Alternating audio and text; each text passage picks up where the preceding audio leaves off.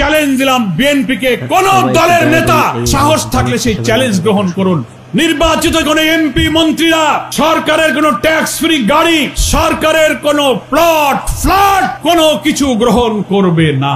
অন্য দলের লোকেরা এই কথা বলতে পারবে না, কারণ বলবে যে এই যদি না নিলাম তো ভোট করে লাভ কি, যে জন্য করলাম তাই তো হইল না। থাকলে আমি প্রত্যেকটি দলের প্রধানকে অঙ্গীকার করতে বলি, জাতির কাছে বলুন আপনার এমপি মন্ত্রী নির্বাচিত হলে সরকারের সুযোগ নিয়ে ট্যাক্স ফ্রি গাড়ি নেবে না, সরকারের কম মূল্যের ফ্ল্যাট এবং বাড়ি জমি জমা কিনবে না। সাহস থাকলে সেই প্রতিশ্রুতি দেন, দিতে পারবেন না, কারণ দিলে আপনার দলে লোক থাকবে না, ক্যাচি পড়বে, বলে তোমার দলে আসি তো কিছু পাওয়ার জন্য।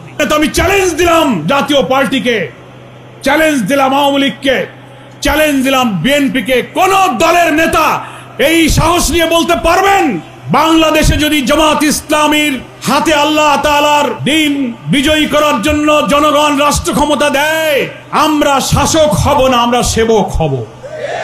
নির্বাচিত জামাতের কোন এমপি মন্ত্রীরা সরকারের কোন ট্যাক্স ফ্রি গাড়ি, সরকারের কোন প্লট ফ্ল্যাট কোনো কিছু গ্রহণ করবে না।